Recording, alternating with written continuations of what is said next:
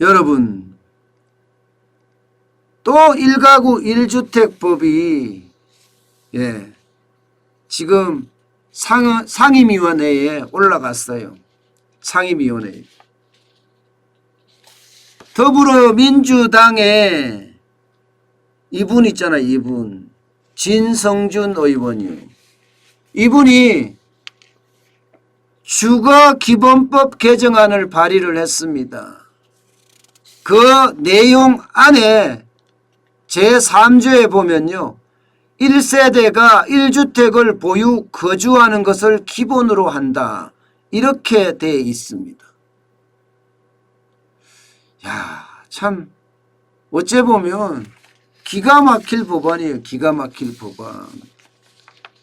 문재인 대통령이 LH 사태 관련해서 부동산 적폐 청산해야 된다 이렇게 언급을 했잖아요.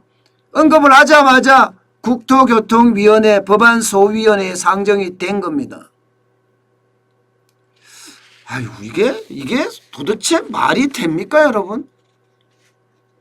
저는 1가구 1주택을 기본으로 한다는 이 말 자체가 웃겨요. 아니, 이거는 기본 정책이고 다주택 보유가 금지하는 것은 아니다. 이렇게 이야기는 하고 있지만 이게 말이 되냐는 거예요. 말이 되냐. 대한민국은 여러분 분명하게 자본주의 국가예요. 그런데 1가구 1주택을 해서 재산 정식의 수단을 막아버리겠다? 지금 국민들은요. 집에 징검다리를 통해서 재산 정식합니다. 전세에 살다가 또 전세 한번 좀 넓은 데로 옮겼다가 내 집을 전세 대출을 받아서 삽니다. 대출을 받아서 삽니다. 주택담보대출을 받아서. 그러면서 집을 크기를 늘려가는 게 대한민국의 지금까지의 재산 정식의 수단입니다. 그런데 이것까지 버리라고요? 또 이념이 들어가요? 토지공개념이나 다를 바가 없는 또 이념을 법제화한다고요? 야, LH 사태가 터지니까 참 희한하게 활용을 하네요. 그죠? 희한하게 활용을 합니다. 여러분, 1가구 1주택이 되면 폐해가 없을까요? 저는 주택임대차 보호 3법보다가 더 폐해가 심각할 거라고 생각합니다. 왜냐고요? 지금 진성준 의원이 발의한 내용을 보면 국민 60%만 집이 있고 40%는 집이 없다는 이야기예요. 그런데 이 40%한테 집을 주자는 이야기거든요. 이게 말이 안 되는 발상이라는 겁니다. 저는. 왜 말이 안 되는 발상이냐? 죄송하지만 국민 40%는요. 집을 살려고 해도 돈이 없어서 못 삽니다. 60% 이상으로 끌어올리려고 굉장히 전임 정부나 혹은 많은 대통령들이 노력을 했지만 안 올라가요. 돈이 없어서 못 사는 거예요. 그런데 강제적으로 1주택으로 하게 한다? 이러면요. 이거는 심각해집니다. 1가구 1주택이 된다고 했을 때 여러분 생각을 해보세요. 40%는 돈이 없어서 못 산다고 제가 말씀을 드렸죠.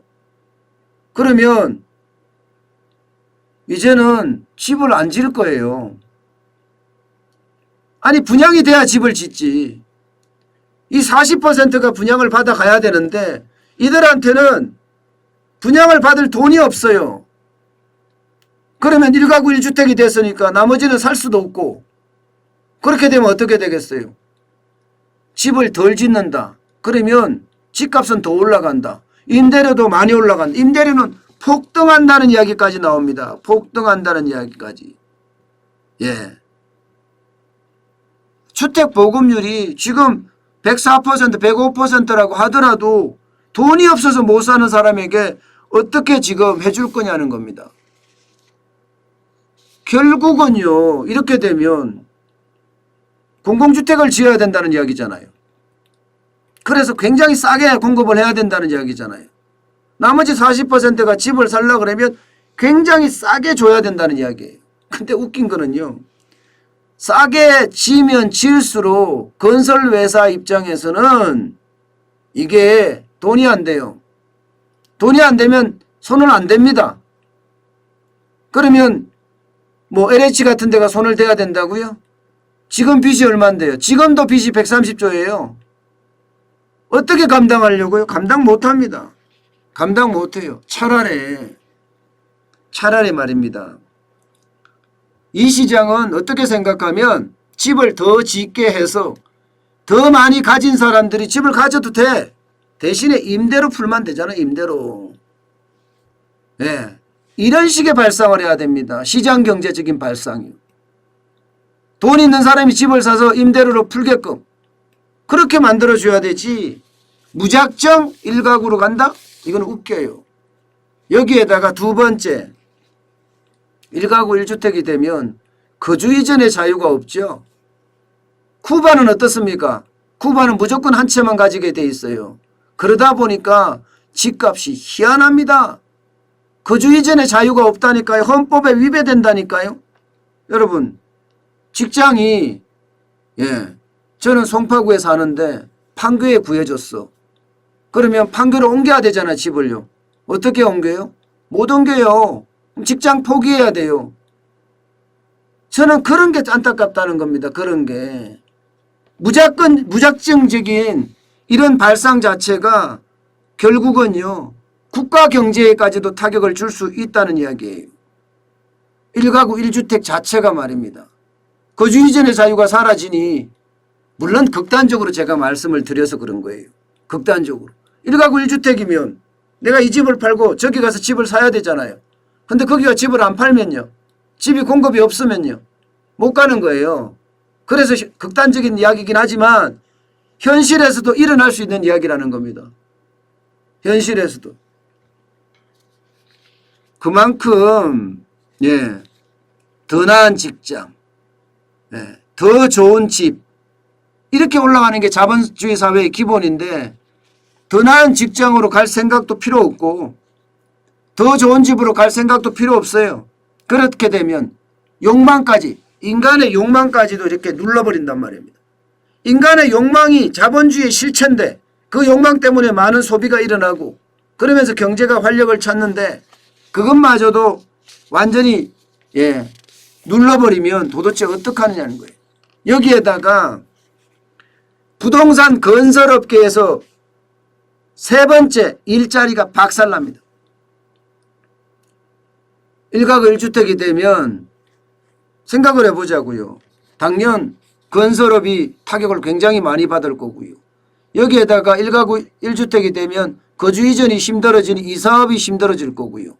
그러면 부동산 중개업은 되겠습니까? 1가구 1주택이면 그 다음부터 수요가 없는데 수요가 없으면 이게 되냐고요. 안 되죠.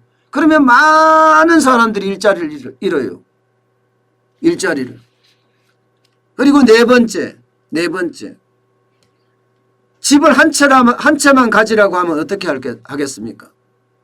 아마 여러분이나 저나 똑같을 거예요. 똘똘한 한 채만 가지겠다예요. 똘똘한 한 채만. 그러면 집값의 양극화는 굉장히 심각해져. 강남으로 몰려들고 그렇게 되면 외곽은요 집값이 똥값이 되고요. 똘똘한 한 채는 집값이 더 올라가는 그런 기현상이 나타날 수도 있다는 얘기입니다. 그만큼이요 시장이 굉장히 어렵게 작용을 할 거예요. 그런데도 불구하고 더불어민주당은 기회 잘 만났다. LH 땅 투기 사건이 났으니 지금이라도 토지 공개념, 주택 공개념을 도입을 해서 지금 도입하자. 뭐 이런 생각이라는 겁니다. 참 저는 이런 걸 보면 창피합니다. 안 그래도 어려운데 안 그래도 국민은 어려운데 요 기회를 틈타서 토지공개념이라는 2년벌 법제화하겠다는 이 발상 웃기죠. 제가 홍남기 경제부총리가 부동산 감독원을 만든다. 지금 그래서 부동산 감독이 필요하다. LH 투기가 저렇게 많이 되니까 그걸 제가 비판한 적이 있습니다. 하필 이 시기에 이제 국민의 부동산을 다 감시하겠다는 거예요? 웃기는 발상이죠. 시장은 시장한테 맡겨야 됩니다. 그렇게 정부가 시장을 주도하려고 하다가 지금 우리 경제 파탄난 거 아닙니까? 그런데도 아직도 이렇게 시장을 정부가 주도하려고 하는 발상. 저는 이게 공산주의 아닌가 싶어요. 이게 공산주의 아닌가. 참 안타깝습니다.